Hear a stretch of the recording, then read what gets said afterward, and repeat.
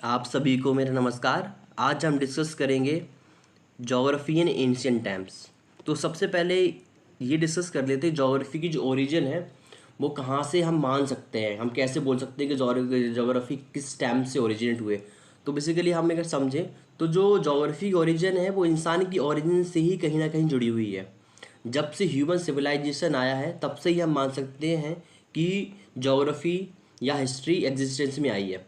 तो जो हमारे पास नॉन सिविलाइजेशंस हैं उसमें भी जो सी रूट्स के बारे में नॉलेज होती थी, ट्रेडिंग के बारे में नॉलेज होती थी, वो अपने एस्ट्रोनॉमी की नॉलेज रखते थे, जोग्राफिकल अकाउंट्स उनके पास होते थे, वो एक जगह से दूसरी जगह ट्रैवल करते थे तो उनके पास बहुत सारे जोग्राफिकल अकाउंट्स होते थे। वो अपने नेचर की वर्शिप करते थे या जो जो उनके आसपास डिग्निटीज़ होते थे उनकी क्या करते थे, वो वर्शिप करते। तो ये जोग्राफी का ही पार्ट है, डिटर्मिनिज्म और पॉसिबिलिज्म इसी को हम बोलते हैं बेसिकली। तो जो अगर हम बोलें कि ग्रीक्स से ज्योग्राफी स्टार्ट हुई तो ये मानना सही नहीं होगा।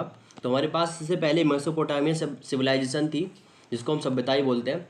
तो उस समय पर भी लोगों के पास ज्योग्राफी की नॉलेज थी, वो ज्योग्राफी के बारे में जानते थे।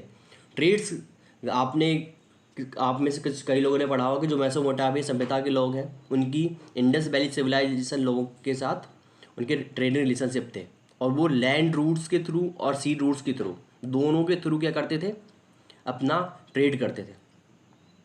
तो इससे हम समझ सकते हैं कि जो ज्योग्राफी की जो नॉलेज है वो बहुत एंशियंट टाइम से ही एग्जिस्टेंस में रही है, लेकिन इंसान उसको कब समझ पाया है या उसमें जो रिटन ट्रेडिशन है कि हमने कब से उसमें लिखना चालू किया।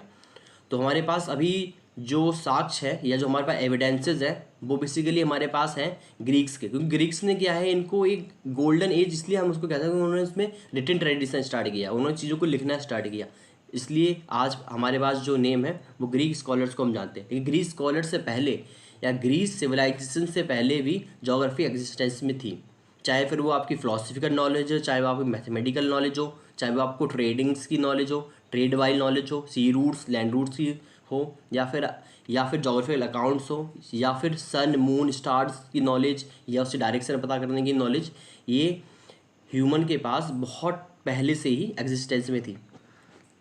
अगर हम नेक्स्ट डिस्कस करें तो ग्रीक सिविलाइजेशन से पहले भी एक सिविलाइजेशन थी, फिनोशियन सिविलाइजेशन। और जो फिनोशियन सिविलाइजेशन है बेसिकली ये आपकी, इसको हम फाउंडेशन मान सकते हैं ग्रीस सिविलाइजेशन का, कि ये जो सिविलाइजेशन है फिनोशियन सिविलाइजेशन के बाद आपकी ग्रीक सिविलाइजेशन डेवलप हुई थी। तो जो फिनोशियन पीपल थे बेसिकली, आज का अगर आप एरिया देखें तो टर्की, सीरिया, लेबनान और इसराइल, ये जो आपका मेडिटेरेनियन सी, जो आपका भूमध्य सागर है, इसके आसपास का जो रीजन है बेसिकली ये फिनोशियन सिविलाइजेशन का रीजन था। और जो ये फिनोशियन सिविलाइजेशन थी ये आपकी 11वीं सेंचुरी में डेवलप हुई थी। तो आप समझ सकते हैं कि 11वीं सेंचुरी बीसी की बात करे जा रहे हैं यहाँ पे। 11वीं सेंचुरी बीसी की बात बेसिकली की जा रही है। मतलब ये आज से करीबन अगर हम बात करें तो अभी हम 2023 में हैं, तो आज 23 से 2000 साल ये मान लीजिए आप, और 1000 साल 1100 साल और पीछे, तो मतलब आज से 3500 साल पहले की करीबन ये बात है जब फिनोशियन सिविलाइजेशन एग्जिस्टेंस में आई थी। तो जो मेडिटेरियन सी है या भूमध्य सागर के आसपास ये डेवलप हुई। और जो फिनोशियन पीपल थे वो सी रूट्स और लैंड रूट्स के से ही अपना सारा व्यापार करते थे और वो बहुत अच्छे एक्सप्लोरर थे। अगर आप डिटेल में अगर ग्रीक सिविलाइजेशन को पढ़ेंगे तो आपको समझ में आएगा फिनोशियन पीपल से ही उन्होंने सारी की सारी अपनी जो बेस माना, उनसे सी रूट्स की और लैंड रूट्स के बारे में बहुत सारी नॉलेज गेन की। और उनके ट्रेडिंग जो रिलेशनशिप थे फिनोशियन पीपल के, वो बहुत सारे लोगों से एशिया माइनर के लोगों के साथ भी थे। एशिया माइनर बेसिकली फिनोशियन जो पीपल थे वो एशिया माइनर के साथ अपना ट्रेडिंग करते थे, और साथ में जो आपके साउथ एशिया थे इसके साथ भी उनका ट्रेडिंग था। इनका जो ट्रेड था वो आपका जो इजिप्ट वाले जो रीजन्स हैं यहाँ पे भी वो ट्रेड करते थे। तो बेसिकली हम ये कह सकते हैं कि जो फिनोशियन पीपल थे वो बहुत ज़्यादा ट्रेड उनका था, जिससे उनको, अब जो कोई ट्रेड करेगा अब ऑब्वियसली तो उसके पास क्या होगा, उसको डायरेक्शंस की नॉलेज होनी चाहिए, क्योंकि आप बिना डायरेक्शन की नॉलेज के आप ट्रेड कर ही नहीं सकते हैं। तो वो क्या करते थे, उनको डायरेक्शन की जो नॉलेज थी वो नाइट में मून और स्टार का यूज़ करते थे और डे टाइम में वो सन का हेल्प से डायरेक्शन की पता लगाने का कोशिश करते थे। और सेम इसको बेसिकली एस्ट्रोनॉमी बोलते हैं। जब हम स्टार्स, मून और ये जो स्टार्स वगैरह की या यूनिवर्स की स्टडी करते हैं उसको एस्ट्रोनॉमी बोलते हैं। तो जो फिनिशियन पीपल ने इसका बेस रखा, और इसके बाद जो ग्रीक सिविलाइजेशन या ग्रीक के जो लोग हैं उन्होंने इसको फिर आगे रिटर्न ट्रेडिशन में ले गया और उन्होंने अपनी चीज़ों को एक रिटर्न फॉर्म में दिया। इसलिए हम ग्रीक सिविलाइजेशन को ज़्यादा अच्छे से या गोल्डन एज बोल सकते हैं। तो Greek and Roman civilisation influenced by the knowledge of Phoenician civilisation. इसके बाद हम ग्रीक सिविलाइजेशन की बात कर लेते हैं, ग्रीक कंट्रीब्यूशन ज्योग्राफी में बात कर लेते हैं। तो अगर आप ग्रीक्स को देखेंगे तो हम सारे के सारे हमारे जो हम ज्योग्राफी समझते हैं कि ग्रीक जो ज्योग्राफी स्टार्ट हुई है वो ग्रीक सिविलाइजेशन से स्टार्ट हुए। तो आपको ये पता होना चाहिए ग्रीक से पहले भी लोगों ने एक्सप्लोरेशन किया, वो सब किया, लेकिन जो गोल्डन एज हम ज्योग्राफी का बोलेंगे वो ग्रीक सिविलाइजेशन को बोलेंगे या ग्रीक कंट्रीब्यूशन को। ग्रीक के जो लोग थे या ग्रीक के जो स्कॉलर्स थे, ग्रीक स्कॉलर्स बेसिकली हम उनको कहेंगे। हम सारे के ग्रीक स्कॉलर्स को डिस्कस करेंगे, चाहे वो आपका होमर हो, कैटियस हो, थेल्स हो, उनको हम एक क्रोनोलॉजिकल मैनर में डिस्कस करेंगे। तो सबसे पहले ये जान लेते हैं लोकेशन जो है ग्रीक्स की, ये मेडिटेरेनियन सी के पास बहुत नज़दीक है। तो मतलब इनका जो एक्सेस है, इनके पास सी का एक्सेस था।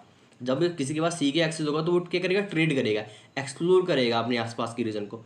तो ग्रीक्स के जो लोग थे उन्होंने अपने आसपास की जो ज़मीन है, जो लैंड है, उसको एक्सप्लोर किया, अपने आसपास की जो सी था उसको एक्सप्लोर किया। उन्होंने चीज़ों को ऑब्जर्व किया कि कैसे जो फिनिशियन पीपल है उन्होंने चीज़ों को जो किया था, उसी के जो ट्रेडिशन इसको ग्रीक्स के जो स्कॉलर थे इन्होंने आगे बढ़ाया। और जो ग्रीक सिविलाइजेशन थी उस टाइम पे बहुत ज़्यादा रिच सिविलाइजेशन थी। तो जब कोई सिविलाइजेशन रिच होती है तो वो क्या करती है, स्कॉलर्स को डेवलप करती है। उनके पास स्कॉलर्स होते हैं, उनके पास बेसिकली काम होता है कि वो चीज़ों को ऑब्जर्व कर सके और एक्सप्लोर कर सके। तो जो इसका जो टाइम पीरियड था वो 7वीं सेंचुरी बीसी में था। कि ग्रीक जो सिविलाइजेशन था वो 7वीं सेंचुरी बीसी में डेवलप हुई थी, मतलब फिनोशियन सिविलाइजेशन के बाद ये आए थे। और इनका जो मेन कंट्रीब्यूशन है ग्रीक स्कॉलर्स का वो एस्ट्रोनॉमी में, फिलोसफिकल नॉलेज में, मैथमेटिकल नॉलेज में, पॉलिटिकल नॉलेज में और हिस्टोरिकल नॉलेज में इन्होंने बहुत सारे अपने कंट्रीब्यूशन दिए हैं। ऐसा नहीं कि सिर्फ इनकी ज्योग्राफी के ही इन्होंने काम किया है, इनका एस्ट्रोनॉमी में, फिलोसफी में बहुत सारा काम है। जैसे एरिस्टोटल, प्लेटो की बहुत सारी बुक्स हैं, बहुत सारे काम है जो इन्होंने दिए हैं किसमें, फिलोसफी में। मैथमेटिक्स के बारे में आप पढ़ोगे कि जैसे कि थेल्स हो गया, एलेक्जेंडर हो गया, इन्होंने मैथमेटिकल ट्रेडिशन को लाए। तो बेसिकली जो सारे सब्जेक्ट का जो बेस है ना वो कहीं ना कहीं ग्रीक फिलोसफी में या ग्रीक सिविलाइजेशन में हमें देखने को मिलता है। अब हम बोल सकते हैं कि जो गोल्डन एज है हिस्ट्री का, ज्योग्राफी की हिस्ट्री है, बेसिकली जो ज्योग्राफी की हिस्ट्री में जो गोल्डन टाइम पीरियड है वो ग्रीक सिविलाइजेशन से स्टार्ट होता है। और ये ट्रेड्स इन्होंने करते थे, वो तो आपको पता ही है, बिना ट्रेडिंग के आप चीज़ों को एक्सप्लोर कर ही नहीं सकते। तो अब हम समझ लेते हैं कि जो ग्रीक स्कॉलर्स हैं उनके बारे में थोड़ा सा जानने की कोशिश करते हैं, कौन कौन से ग्रीक स्कॉलर्स हैं, उन्होंने क्या क्या कंट्रीब्यूशन दिया है। तो अभी हम बस उनके नाम जान लेते हैं। और आपको मैं एक चीज़ बताना चाहता हूँ, जब आप किसी एग्ज़ाम का प्रिपरेशन कर रहे हैं या आप उसके लिए प्रिपेयर करेंगे तो आपको क्या क्या चीज़ पता होना चाहिए, इस चीज़ के बारे में आपको थोड़ा सा आइडिया होना चाहिए। तो अगर आप किसी भी एग्ज़ाम की प्रिपरेशन कर रहे हैं तो आपको सबसे पहले जो स्कॉलर है, जो कोई भी ग्रीक स्कॉलर्स है, और अगर उसने कुछ इंपॉर्टेंट टर्म दिया है तो आपको वो टर्म पता होना चाहिए। टर्म, इंपॉर्टेंट टर्म आपके लिए बहुत इंपॉर्टेंट। जैसे होमर के बारे में हम डिस्कस करेंगे तो होमर ने ओडेसी और जो एलाइड टर्म है, बेसिकली होमर एक पोएट था, तो उसके जो टर्म है ओडेसी और एलाइड, तो उसने जो उसकी पोयम थी बेसिकली उसके बारे में उसने डिस्कस किया है, वो ट्रैवलर था।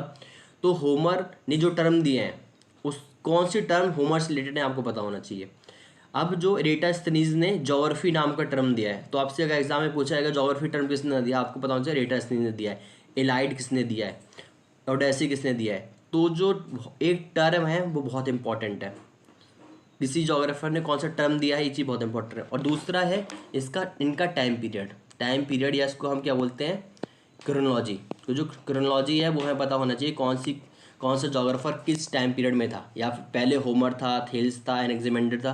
तो जो मैंने जोग्राफर्स यहाँ पे लगा रखे हैं ये बेसिकली क्रोनोलॉजी मैनर में लगा रखे हैं, जिससे कि आपको पता होना चाहिए कि सबसे पहले होमर था, उसके बाद थेल, फिर एनेक्सिमेंडर, फिर हेकेटियस, फिर हेरोडोटस, फिर पाइथागोरस, एरेटस्थनीज, हिपार्कस, पॉलीबियस और पोसिडोनस। तो ये जो स्कॉलर्स हैं ग्रीक स्कॉलर्स, इनको हमको इसी मैनर में पढ़ना है, क्रोनोलॉजी के मैनर में पढ़ना है कि कौन सा स्कॉलर पहले था और कौन सा स्कॉलर बाद में था।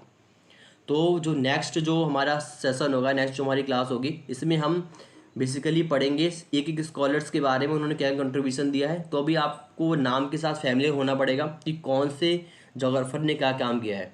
तो आपको बेसिकली जो नेम्स है ये ग्रीक स्कॉलर्स के नाम क्रोनोलॉजी के साथ, मतलब टाइम पीरियड के साथ, कौन सा जोग्राफर, कौन सा स्कॉलर पहले था, कौन सा स्कॉलर बाद में था, ये आपको पता होना चाहिए। तो सबसे पहले होमर, उसके बाद Thales, एनेक्सिमेंडर, हेकेटियस, Herodotus, Pythagoras, एरेटस्थनीज, Hipparcos, Polybius और पोसिडोनस। तो आपको ये जो जोग्राफर्स क्रोनोलॉजी में याद होने चाहिए।